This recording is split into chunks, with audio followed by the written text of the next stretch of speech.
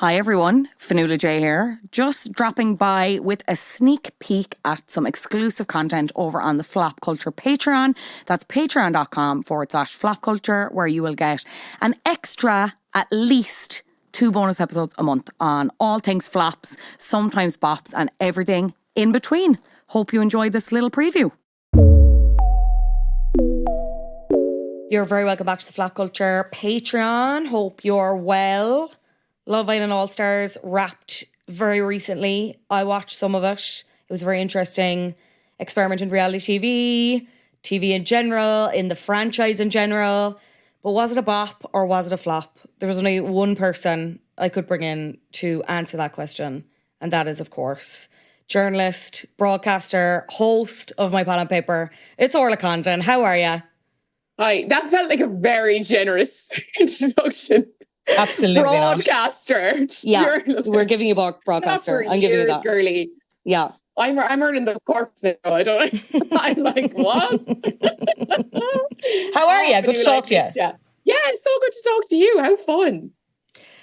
Okay, Love Island All-Stars. Talk to me about it. What was your perception of the show? I mean, before it was officially announced, like, had you considered it? And then what was your reaction when it was announced and you knew it was going to air? Like, what were your feelings as a hardcore Love Island fan? I mean, I feel like the news of it being kind of semi-confirmed was during the last summer series. So when we were recording My Pot and Paper. So I was kind of talking to you about it and kind of the regular guests who like are all just living in that space when the season is on about like, oh, how'd you feel? Like, what are you thinking?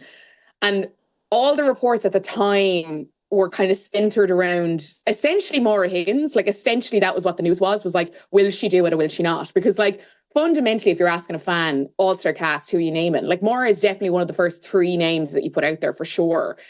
Now, immediately, like, the rational brain is like, okay, firstly, they're not going to be able to afford her. Like, they're just not. Like, she's just moved out of that ecosphere for them to be able to get her. She's also in a relationship now, all that kind of stuff. And then once you started actually thinking that way, it was like, well, actually, they're not going to be able to get any of the genuine all-stars. Like if we're really labeling these people as all-stars, like they're not going to be able to get those people unless they're willing to like spare some massive chunks of change, which we knew they wouldn't.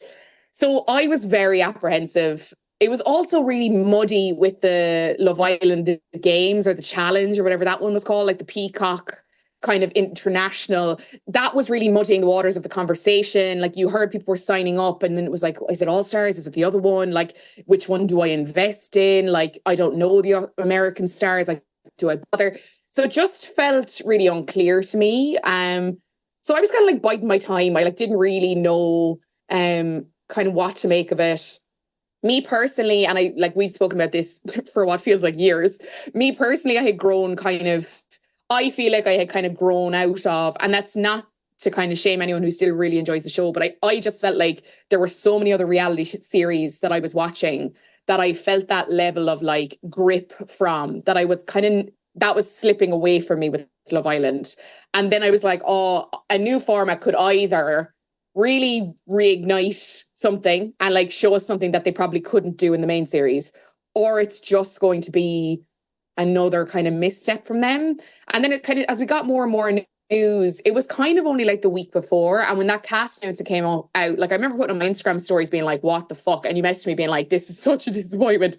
But still, I was just curious to see like, A, what would it be like to see people that we know in the past mixed with people outside of their seasons, knowing that they've all kind of socialized together and worked PR kind of events together.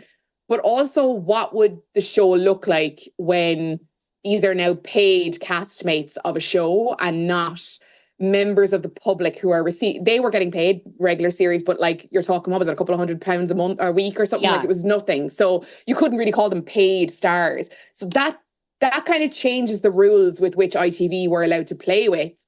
That made me excited and that made me dip the toe in. I did not expect to watch literally every episode for the 5 weeks. When I heard it was 5 weeks, that was a relief, but I didn't expect to be. Now, some days I caught up the next day, which is very unlike me, obviously, with the podcast, but I didn't want to miss it. And for me, there was a lot of hits. There was definitely some misses, but there was some real wins from it.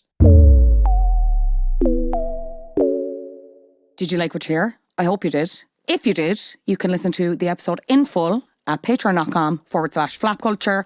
Other benefits to becoming a patron include getting the main episodes ad-free. We love that, girls. And you get them a little bit earlier than normal listeners too. So that's nice, isn't it? Why don't you join today? Patreon.com/flapculture. I'll see you there.